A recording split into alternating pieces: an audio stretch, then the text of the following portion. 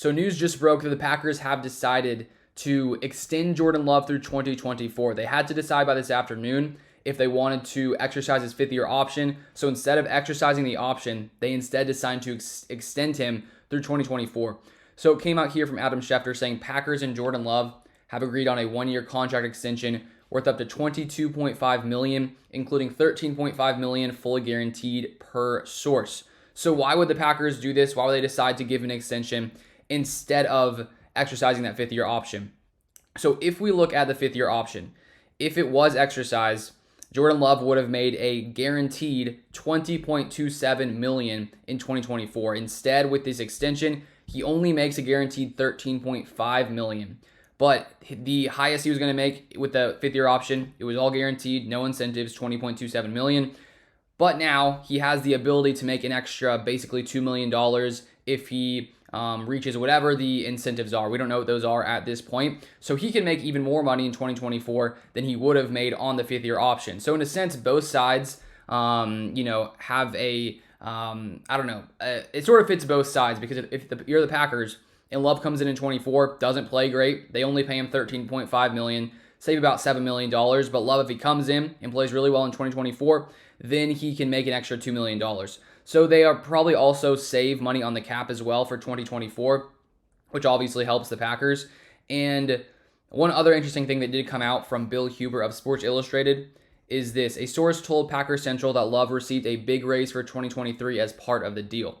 So right now we haven't gotten the information on exactly what that raise is for 2023, but it looks like this doesn't only have to do with 2024. It's an extension through 2024, but it looks like this year, the first year he will be starting, he should make more than he was scheduled to make on his rookie contract.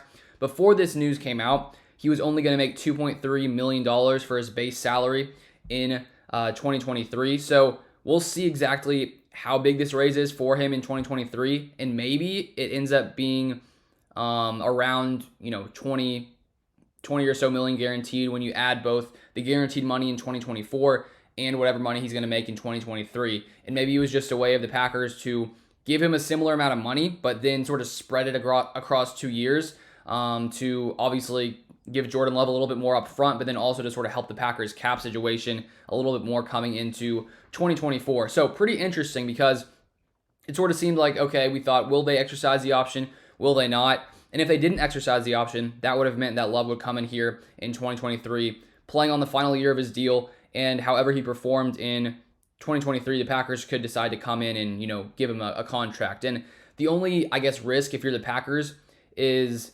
obviously you want him to play great. But if he came in 2023 and played, let's say, as a top 10 quarterback, you're going to have to pay him a ton more money in 2024 than you would have if you exercised that fifth-year option. Because if we look at the 10th best quarterback right now in the NFL when it comes to salary per year, it's Daniel Jones at $40 million.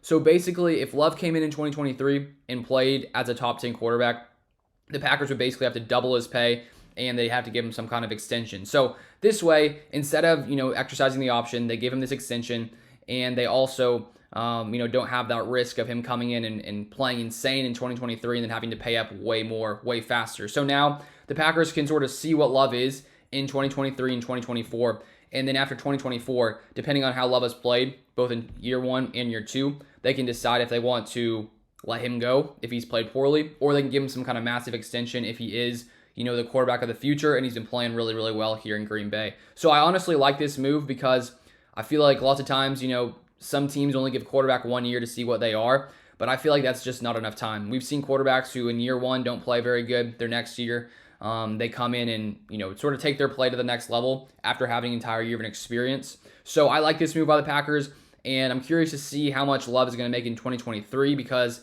it could end up being, as I said, similar amount as he would have made on the fifth-year option, just sort of split up between 2 years. And then he also still has that ability to make, almost $8 or $9 million more in 2023 if he plays really well. So he sort of has that incentive to come in and sort of bet on himself in 2024 as well. So I'll keep you guys up to date if there's any more news regarding this extension, but I'll keep you guys up to date if there's any more news regarding this extension, sort of how it affects the salary cap, Jordan Love's pay, all that kind of stuff. But thank you so much for watching. As always, subscribe if you want to stay up to date with all Packers news, and I'll see you guys next time.